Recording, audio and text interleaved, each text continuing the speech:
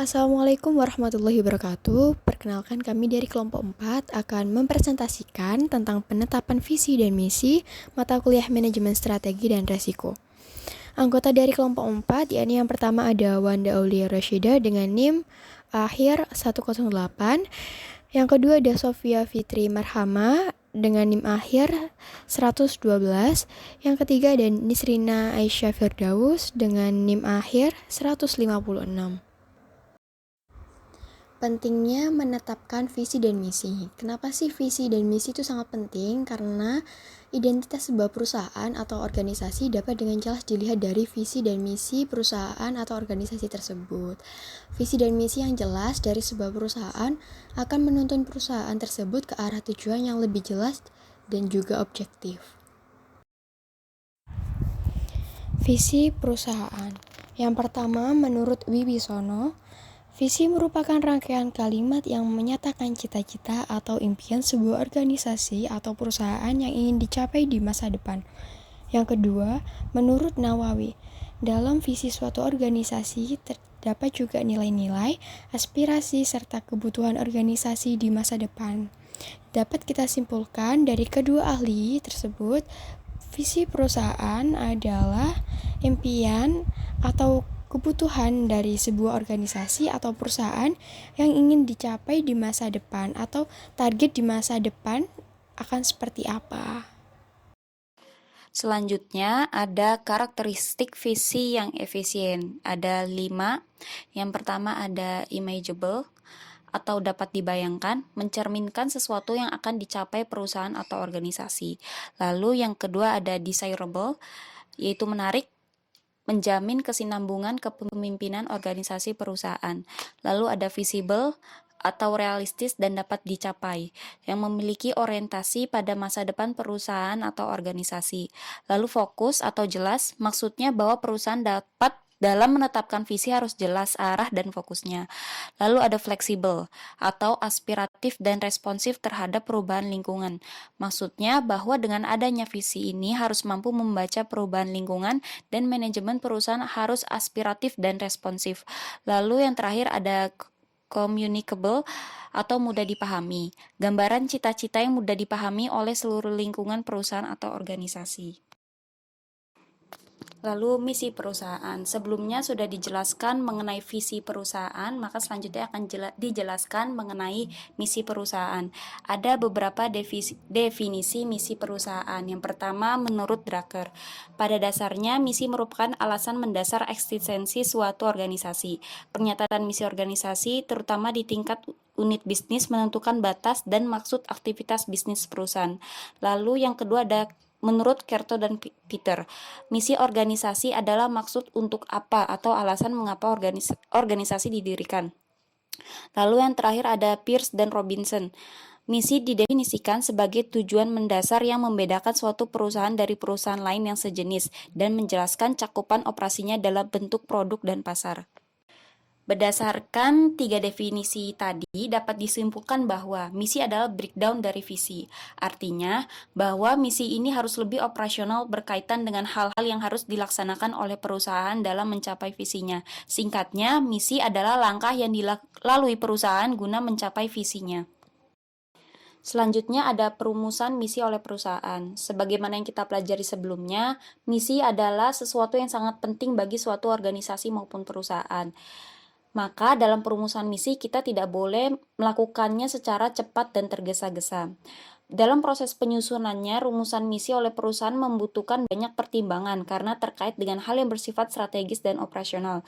Berikut ada 5 tahapan untuk proses perumusan misi, yakni pertama ada tahap perencanaan usaha oleh pemilik. Pada tahap ini ada gambaran sederhana tentang misi suatu perusahaan yang sudah dirumuskan. Contohnya, gambaran produk yang dihasilkan, marketplace, sistem informasi dan teknologi yang akan digunakan, serta goals yang akan dicapai. Lalu yang kedua, ada mengkomunikasikan dengan pihak berkepentingan. Di tahap ini, sosialisasi lebih dalam terhadap misi yang dikomunikasikan kepada berbagai pemangku kepentingan.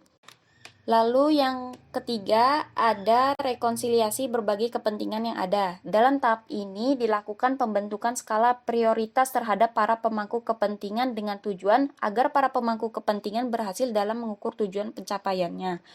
Lalu yang keempat ada mengkoordinasikan berbagai kepentingan di komidir. Pada tahap ini, komponen misi dikaji secara menyeluruh dan mengkoordinasikan berbagai kepentingan dan tujuan dari masing-masing pihak pemangku kepentingan yang memiliki tujuan berbeda antara satu dengan yang lain. Lalu yang terakhir kita ada mengkomunikasikan misi dengan pihak eksternal dan internal. Di tahap ini, misi berhasil dirumuskan dengan melakukan sosialisasi kepada pihak internal maupun eksternal dengan prioritas utama yaitu pihak internal dulu baru pihak eksternal. Selanjutnya, alasan perubahan misi. Sebuah misi dapat dirubah dengan berbagai alasan. Alasan yang utama adalah perubahan suatu lingkungan yang mengharuskan manajer perusahaan untuk melakukan penyesuaian terhadap kondisi lingkungan yang dialami perusahaan tersebut, baik lingkungan internal ataupun eksternal. Antara lain, suatu perubahan misi dimulai dari yang pertama adanya dorongan dari pihak manajer. Manajer memiliki peranan penting dalam kemajuan suatu perusahaan. Perubahan lingkungan yang berkali-kali mengharuskan para manajer sigap dalam melakukan penyesuaian di dalam lingkungan baru demi memberi keuntungan sebuah perusahaan.